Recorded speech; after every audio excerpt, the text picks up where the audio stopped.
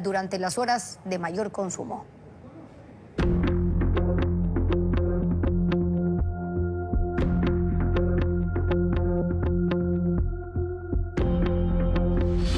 Centrales se paran por sedimentos.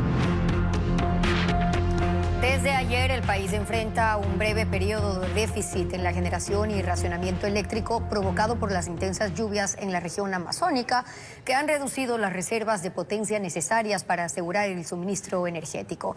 Las centrales Coca, Codo Sinclair, Delcy Tanizagua y San Bartolo permanecen fuera de servicio. Hernán Higuera cuenta por qué. Las lluvias en la región amazónica son fuertes y el río San Pedro, por ejemplo, que baja hacia el río Coca, luce bravo y crecido. Arrastra todo tipo de sedimentos y amenaza la infraestructura petrolera y eléctrica. Los riesgos no provienen solo de los ríos, también de las montañas bajan enormes cascadas.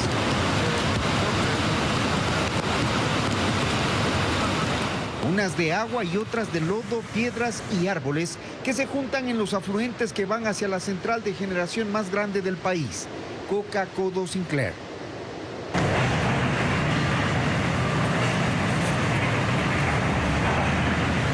Esto ensucia el agua y arrastra todo tipo de sedimentos que han obligado, dice SENACE, a apagar 3 hidroeléctricas, Coca, Codo Sinclair, Delcy Tanizagua y San Bartolo, que producen 1.500 megavatios, 180 megavatios y 50 megavatios respectivamente. Así han quedado fuera del sistema interconectado nacional 1.730 megavatios desde ayer. La lluvia imperante en la zona tampoco permite ejecutar planes de limpieza porque los caudales de los ríos son altos y peligrosos. El mal clima se mantendrá, según el INAMI, hasta mañana, con fuertes lluvias en Sucumbíos, Napo, Pastaza y Morona, Santiago. Un segundo allanamiento a la casa lujosa donde se escondía Fito dentro de un búnker evidenció un laberinto bajo tierra que no solamente escondía joyas y dinero, también un arsenal. Merlin Ochoa informa que hasta ahora son 2 búnkers y 2 caletas subterráneas. El segundo allanamiento a la casa lujosa donde fue capturado José Adolfo Macías Villamar, alias Fito, la semana pasada, empezó a las 6 de la mañana del miércoles cuando los uniformados ingresaron al inmueble en Montecristi, Manabí. Esta propiedad, que pertenece a un agente de tránsito, también detenido durante el primer operativo, no solo escondía debajo de la tierra a alias Fito, también era un centro de operaciones oculto. Los trabajos de búsqueda se centraron en aproximadamente 500 metros cuadrados, incluyendo su patio. La remoción se realizó con 2 retroexcavadoras y un tractor que excavaron más de 3 metros de profundidad. Debajo de la lavandería, los uniformados hallaron 2 búnkers con forma de L. El primero, de 5 metros de largo, fue el escondite de Fito antes de su recaptura. Este tenía una pared falsa que conducía a un segundo compartimiento oculto de 4 metros de largo. Ahí se almacenaba parte del arsenal. Durante la remoción de tierra también se localizaron 2 caletas adicionales y una caja fuerte, todas enterradas en distintos puntos del terreno. Hasta el cierre de este reportaje habían hallado 19 armas entre fusiles y pistolas de alto calibre, 60 alimentadoras, más de 2.000 municiones, 95 joyas de lujo valoradas en más de $500,000, 19 relojes de alta gama, además $7.607 en efectivo. El escondite de Fito contaba con un solo acceso, la lavandería de la casa, ubicada estratégicamente junto al patio, que está a pocos pasos de una vía de segundo orden. La operación, denominada Subterráneo, fue liderada por la Unidad de Investigación Antidrogas en conjunto con el Bloque de Seguridad. La tierra se sigue removiendo, pues los trabajos con maquinaria pesada continúan. Las autoridades confirmaron que los elementos encontrados serán parte del expediente de extradición de Fito a los Estados Unidos. En Ecuador, las 78 áreas protegidas enfrentan crecientes amenazas por actividades ilícitas y porque son refugios de grupos armados y bandas delictivas. La expansión de la minería ilegal, especialmente en la Amazonía y zonas fronterizas, agrava el riesgo ambiental y pone en peligro a los guardaparques. A continuación, conozcan las zonas más afectadas. Ecuador tiene 78 áreas naturales protegidas, todas, según organizaciones ambientalistas, con algún tipo de amenaza como la minería, cacería, tala, pesca y deforestación. Incluso algunos territorios se han convertido en refugio y centro de operaciones de grupos de delincuencia organizada, según reportes de inteligencia militar y policial, como el Parque Nacional Machalilla, tomado por los choneros, Parque Nacional Cotopaxi, con presencia de grupos armados, Reserva Cofán Bermejo por Comandos del Norte, Refugio de Vida Silvestre Estuario del Río Esmeraldas, tomado por los lobos, la Reserva Marina Puerto Cabuyal, tomada por los tiguerones, Reserva Marina El Pelado por los lobos, la Reserva Galera Cabo San Francisco, tomada por los lobos, el Refugio de Vida Silvestre Estuario del Río Muisne por los tiguerones y el Refugio de Vida Marino Costera Pacoche, tomado por los choneros. También se han identificado 28 focos de minería ilegal dentro de 10 áreas protegidas, una en el Parque Nacional Cotacachi-Cayapas, entre Imbabura y Esmeraldas, 9 en la Amazonía, en zonas remotas de difícil acceso y se concentran en las fronteras de Colombia y Perú, según el Programa de Monitoreo de la Amazonía Andina. Las 4 áreas naturales de la Amazonía más amenazadas son el Parque Nacional Sumaco en Napo, Sucumbíos y Orellana, la Reserva Ecológica Cofán Bermejo en Sucumbíos, el Refugio de Vida Silvestre El Zarza en Morona, Santiago y el Parque Nacional Podocarpus en Loja y Zamora.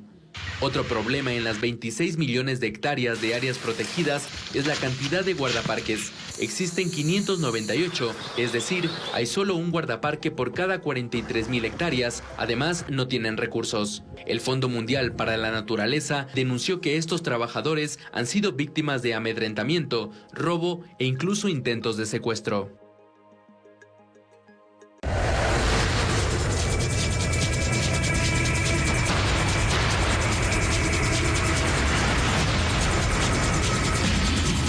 Minería legal, entre realidad y deseo.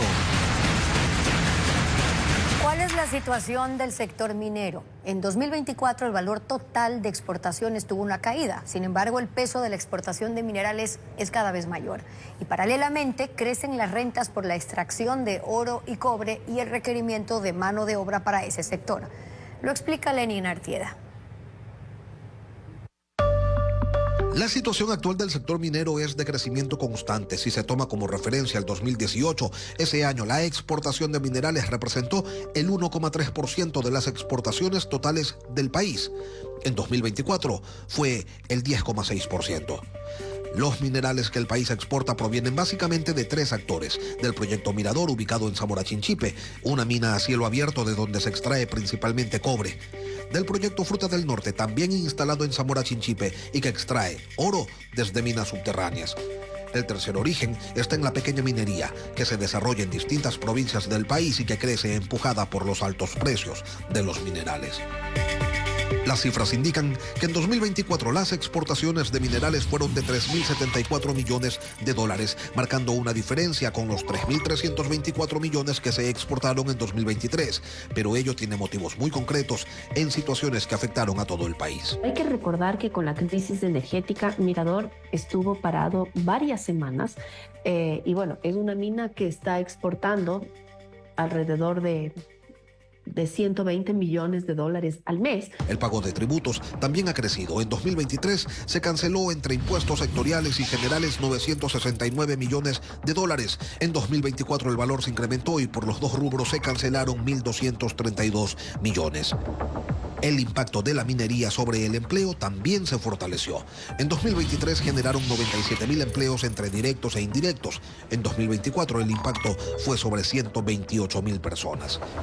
Las proyecciones oficiales señalan que hasta 2030 la minería va a generar 20.000 empleos adicionales en el país y ese valor se podría incrementar a medida que inicien las operaciones de los 6 proyectos que se encuentran en instancias finales de los trámites para obtener los permisos requeridos.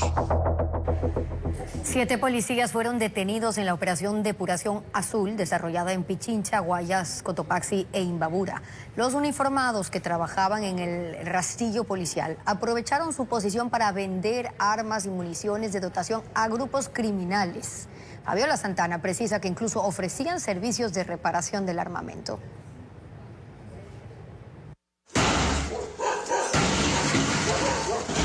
Siete policías fueron detenidos este jueves por vender armas y municiones de dotación a grupos de delincuencia organizada. La Fiscalía denominó la Operación Depuración Azul y allanó la Dirección de Educación, el Departamento de Almacenamiento y los rastrillos de la policía en Quito, la cárcel de La Tacunga y viviendas de Imbabura y Guayas. Un policía en servicio pasivo, una mujer y el conductor del taxi de un agente que llevaba las armas también fueron detenidos. El Departamento de Conducta Policial descubrió desde enero que los uniformados en grados de cabo y sargento ofrecían las armas policiales en $1,000 aproximadamente y 50 municiones por $500. Las balas eran sustraídas de aquellas supuestamente destinadas a los entrenamientos. Los policías también reparaban armas civiles y sus servicios eran promocionados en redes sociales. Los principales clientes eran miembros de la Mafia 18 y los Kruger. Los envíos se hacían mediante encomienda por transporte, couriers y servicios de mensajería, argumentando que eran repuestos de vehículos. Uno de los que retiraba los paquetes en Guayaquil fue detenido la semana pasada.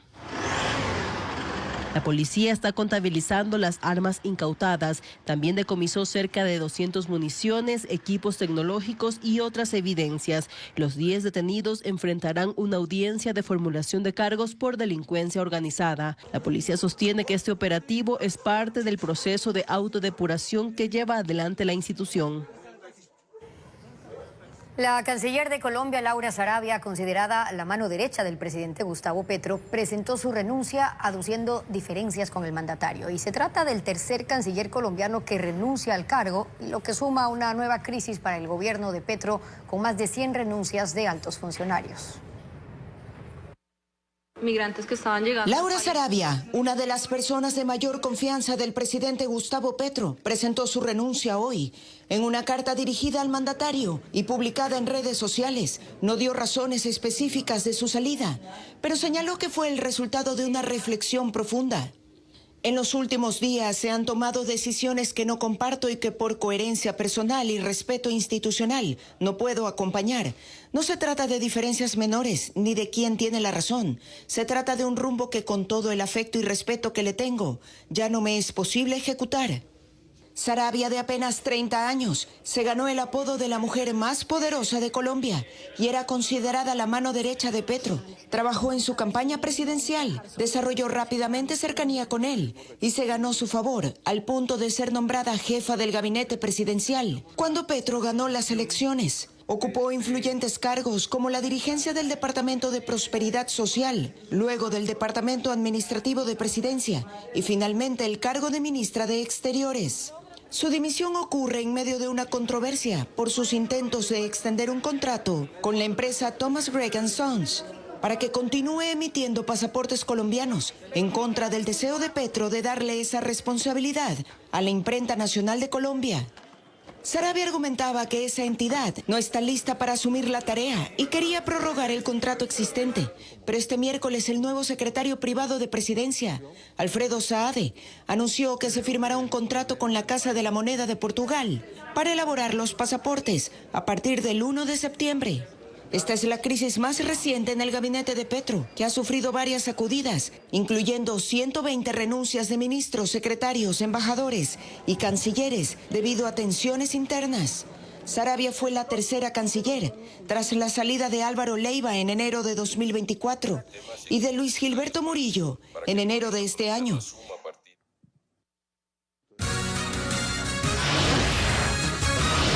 Vamos a una pausa y al regresar, las lluvias siguen provocando estragos. En Zamora, 156 familias están afectadas. En Napo, 2 ríos se desbordaron. Y en Penipe, en Chimborazo, el lodo cubrió las casas de 4 familias. Por asociación ilícita en el caso Pantalla en contra de Wilman Terán. Si lo declaran culpable, será su tercera condena. Ya tiene 2 por los casos Metástasis e Independencia Judicial. Informa Jacqueline Rodas. Hoy empezó el tercer juicio en contra de Wilman Terán, expresidente del Consejo de la Judicatura y ex juez de la Corte Nacional. Terán ya tiene 2 condenas de 9 años y 4 meses de prisión cada una por delincuencia organizada en el caso Metástasis y por obstrucción de la justicia en el caso Independencia Judicial. Ahora se expone a una tercera sentencia por asociación ilícita en el caso Pantalla. Al inicio del juicio, el fiscal general Wilson Toainga dijo al tribunal que va a probar que Wilman Terán, como titular de la Judicatura, conformó un grupo delictivo para manipular el concurso de jueces de la Corte Nacional y asumir el control de ese organismo. Al mando de esa red de corrupción, favoreció a su amiga Anabel Torres, actualmente prófuga. Dispuso repetir la prueba de confianza, conseguir el banco de preguntas del examen escrito y ordenó que un funcionario de la Judicatura haga el examen por ella. La Procuraduría también acusó a Terán y dijo al tribunal que el concurso fallido comprometió fondos públicos por un monto de $215,000 que deberá devolver al Estado. Terán contestó que no se asoció con nadie, que está listo para enfrentarse en este juicio y contrarrestar la acusación, y se declaró inocente. Al cierre de este informe empezó la presentación de las pruebas. Al final de la audiencia, el tribunal anunciará la sentencia. El delito de asociación ilícita se sanciona hasta con 5 años de prisión. Las intensas precipitaciones siguen afectando a 11 provincias del país. 3 son las más afectadas. En Zamora, 156 familias resultaron damnificadas por las inundaciones, mientras en Napo 2 ríos se desbordaron. Adriana Bermeo tiene un recuento de los estragos del invierno en estas y otras localidades.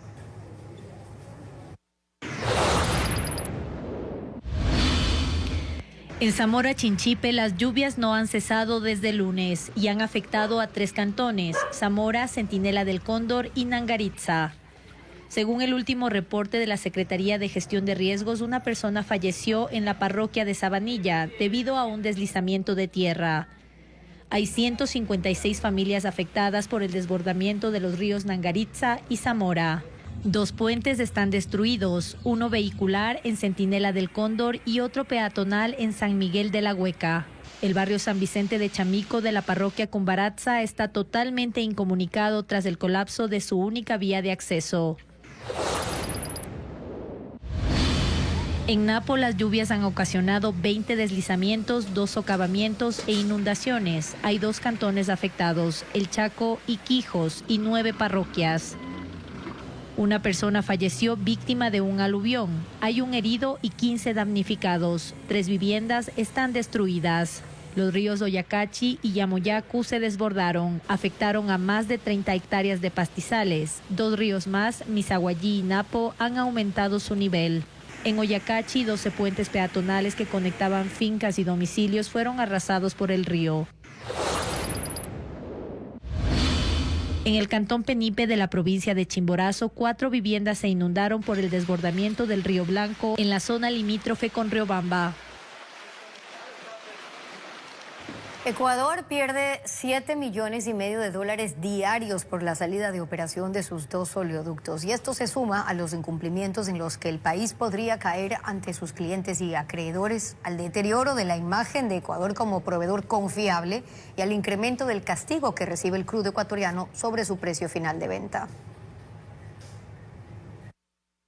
Ecuador tiene 2 tuberías por las cuales sale su producción petrolera hacia la terminal de Balao, desde donde se exporta el crudo.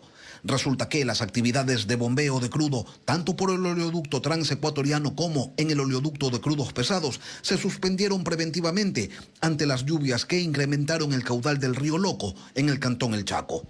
Las administraciones de los ductos dicen estar construyendo nuevas variantes para reiniciar las actividades de forma segura, pero eso toma tiempo. Mientras tanto, revisando las cifras de Petroecuador, se evidencia que la producción petrolera cayó de 370.000 barriles a 255.000 barriles, una diferencia de 115.000 barriles, una disminución del 31%. Esto significa una pérdida de aproximadamente $7,5 millones diarios que afectan directamente a la caja fiscal y su capacidad de gasto. Pero no exportar implica incumplimientos con los clientes y eso también tiene un costo. Pero la crisis no se termina allí. porque la refinería de Esmeraldas, que debía reiniciar sus operaciones ayer, continúa paralizada. Y eso significa que se debe seguir importando la totalidad de los combustibles que se consumen localmente. Es decir, más egresos para la caja fiscal. Ecuador está perdiendo entre unos 1.500 a 2.000 millones de dólares por estas crisis que se han venido dando en los últimos meses.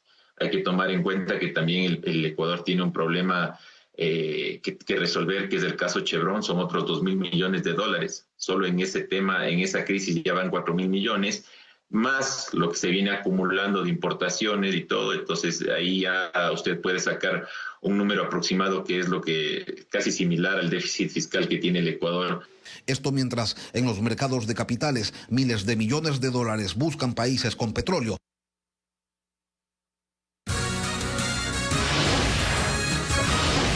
Más adelante en Televistazo, la salida de 3 hidroeléctricas deja al país con menos energía durante las horas de mayor consumo. Ampliamos esta noticia en minutos.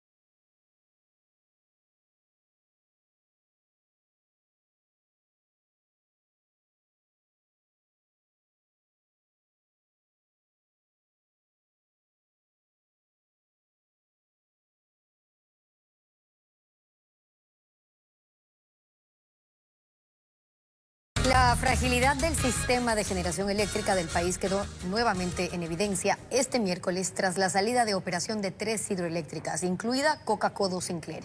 La generación del sistema Paute ha permitido evitar apagones, ya que las termoeléctricas no operan a plena capacidad. Francisco Garcés actualiza la situación energética. Coca-Codo Sinclair, antes de parar por la acumulación de sedimentos, estaba funcionando al 50% por un mantenimiento programado de 4 de sus 8 generadores que se extenderá hasta septiembre.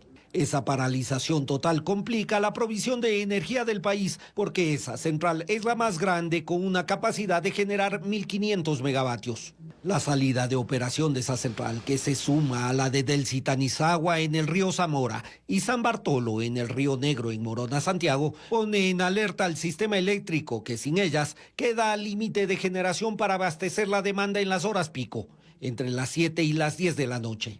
Así, la generación hidroeléctrica disponible en este momento es de 3.300 megavatios en hora pico y la mitad de esa generación la está sustentando el complejo hidroeléctrico Paute. Este miércoles, trabajando al máximo, produjo 1.550 megavatios en promedio. El país necesita en días normales y en las horas de mayor consumo 4.600 megavatios. La generación termoeléctrica apenas compensa esa diferencia. Y esto incluyendo las 3 barcazas generadoras alquiladas que se encuentran en el río Guayas. No hay margen de maniobra en este momento en caso de que alguna hidroeléctrica tuviera problemas o entrara en mantenimiento. Esto explica el pedido del SENACE para que el sector privado autogenere su energía. La previsión de las autoridades eléctricas es que desde la próxima semana las lluvias se reduzcan, mejore la calidad del agua en los ríos Coca, Negro y Zamora, y con ello se pueda recuperar los megavatios de Coca-Codo Sinclair, San Bartolo y Delcy-Tanizagua que el país está perdiendo. El Operador Nacional de Electricidad, SENACE, pidió a las empresas privadas que desde el miércoles hasta mañana usen sus sistemas de generación para abastecerse. La medida busca garantizar electricidad durante las noches donde hay mayor demanda nacional. Sin embargo, el sector empresarial dice que sus generadores solo pueden funcionar hasta 12 horas y no las 24 horas del día como pide el Estado. Las empresas privadas empezaron a desconectarse del Sistema Nacional de Electricidad y desde este miércoles usan sus generadores de energía que funcionan con diésel. Lo hacen porque 3 hidroeléctricas dejaron de funcionar debido a las fuertes lluvias y el Operador Nacional de Electricidad, SENACE, pidió que el sector empresarial ponga a disposición su generación emergente desde las 2 de la tarde del miércoles hasta las 11 de la noche del viernes 4 de julio. El objetivo es que estén disponibles las 24 horas del día. Sin embargo, la Cámara de Industrias del Ecuador sostiene que hay compañías que tienen generadores antiguos que solo pueden estar encendidos durante 4 horas y los nuevos funcionan hasta 12 horas al día. Hay un gasto extra, sí, porque tiene que comprar combustible, tiene que autogenerarse algo que estaba pagado, pero eso se compensa porque como tienen doble medidor, el gobierno termina pagándole la energía que proveyó al Estado. Según el gremio, en total tienen la capacidad para generar cerca de 300 megavatios y en caso de que existan restricciones operativas, el SENACE les recomienda priorizar su operación diaria entre las 7 de la mañana y las 10 de la noche. Voluntariamente accedieron no solamente a desconectarse del sistema, sino también a bajar el nivel de producción. No todas las fábricas pueden pueden dejar de trabajar 24/7 porque tienen hornos, porque tienen secantes, etcétera, porque tienen maquinaria que el proceso no lo permite. Es simplemente bajar la carga. Si antes trabajaban al 100%, bajarlo al 80%, al 70%.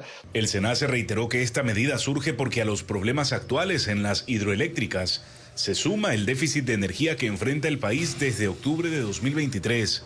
Sin embargo, el sector empresarial espera que no sea recurrente.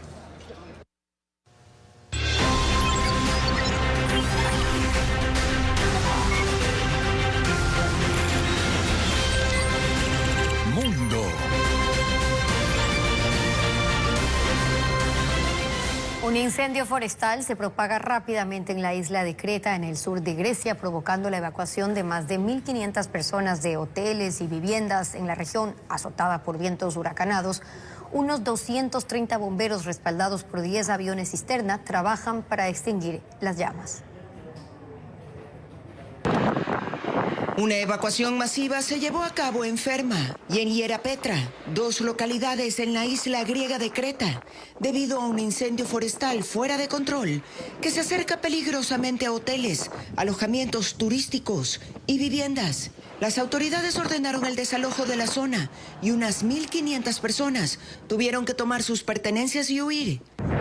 Aunque no hay informes oficiales, los residentes mencionan 5 viviendas dañadas, mientras las llamas se propagan avivadas por fuertes vientos.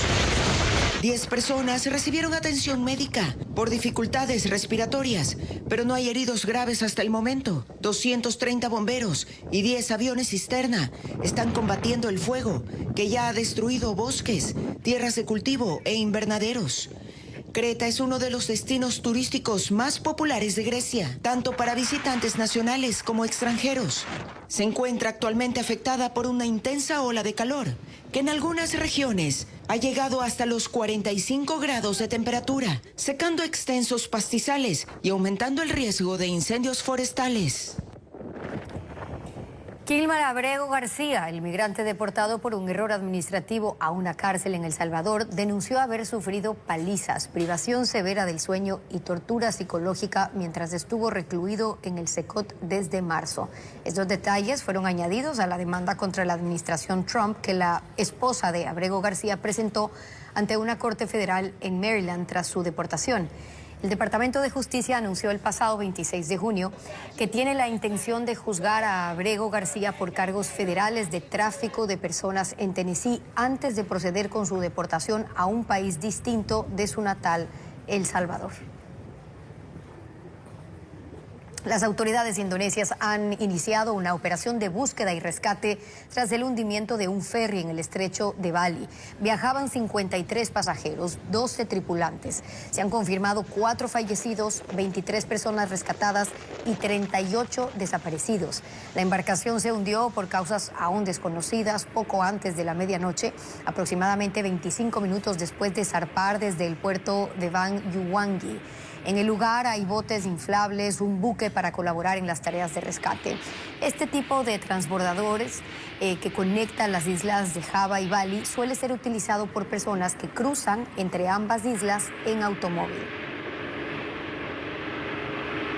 La Armada de Colombia anunció la incautación del primer narcosubmarino no tripulado en el Mar Caribe. Equipado con una antena Starlink, era controlado a distancia y tenía capacidad para transportar 1.5 toneladas de cocaína.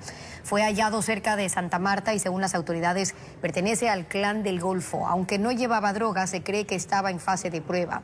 El uso de estos semisumergibles es común por grupos narcos y son cada vez más sofisticados, con recorridos más largos y tecnología avanzada.